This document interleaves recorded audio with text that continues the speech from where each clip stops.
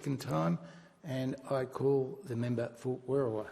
Thank you, Deputy Speaker. I rise to make my contribution to the Classifications, Publications, Film and Computer Game Amendment, Industry Self-Classification and Other Measures Bill 2023.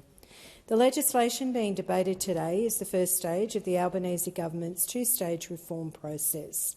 The important and complex process of updating our national classification framework to ensure that it is not only fit for purpose but works for Australians. The National Classification Scheme was introduced in 1995 and required agreement between all states and territories and has been left largely unchanged despite the rapid transformation of the media landscape and how Australians consume content. In 1995, 2.8% of the Australian population were internet users. In 2020, that number stood at 89.6%. The National Classification Scheme is in urgent need of review if it is to continue to provide Australian consumers with accurate information on the content that they are consuming and ensuring that they can trust the integrity of the scheme. Since 1995, Australians' classification arrangements have been the subject of several reviews, including the Australian Law Reform Commission 2012 report, the Australian Competition and Consumer Commission's Digital Platforms Inquiry report in 2019, and the Stevens Review handed to the Morrison Government 3 years ago, which has now been released by the Albanese Government. The Stevens Review was a comprehensive 145-page document that highlights the need for a system that can better adapt to the fast-changing nature of the media landscape and one that provides information to Australians. The conclusion of all three reviews had in common the conclusion that all three reviews had in common was that the classification system is out of date and aspects of the system are no longer fit for purpose.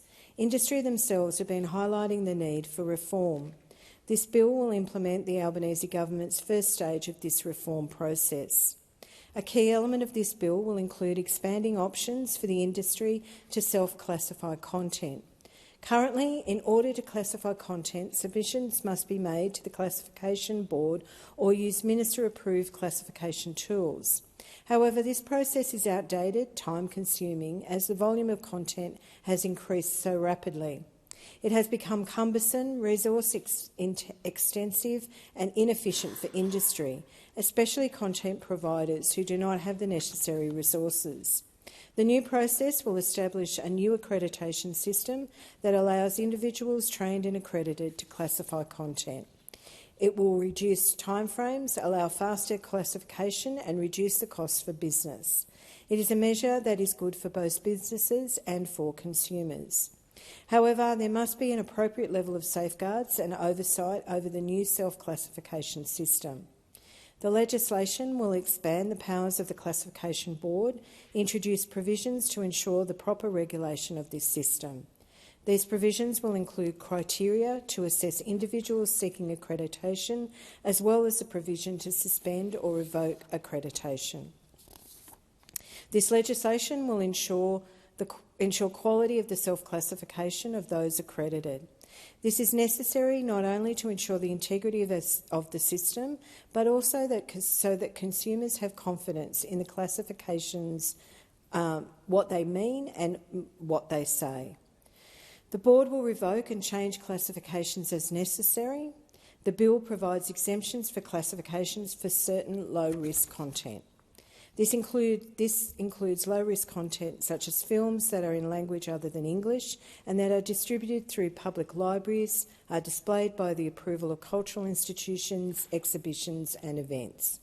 This is an important change to cut the administrative red tape for cultural and artistic use of content and make accessibility easier for consumers.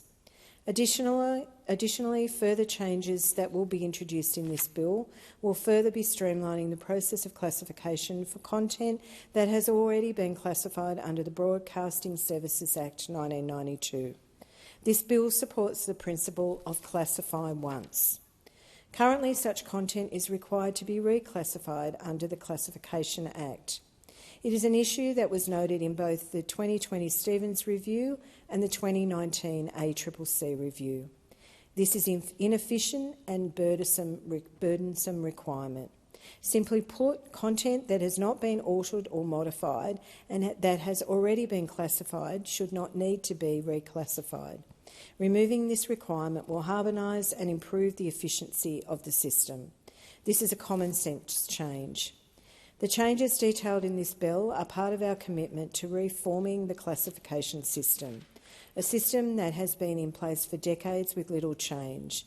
It is a difficult task, and as such, this bill has been introduced ahead of the second stage of reforms, prioritising the immediate improvements and adjusting the scheme to put it on the right path in preparation for comprehensive second stage reforms.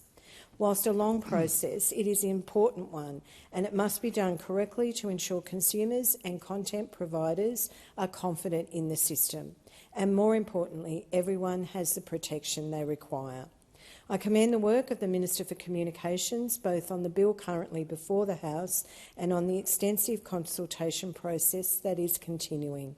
The Australian community expects a robust, responsive and modern classification framework, and that is what the Albanese Government is delivering.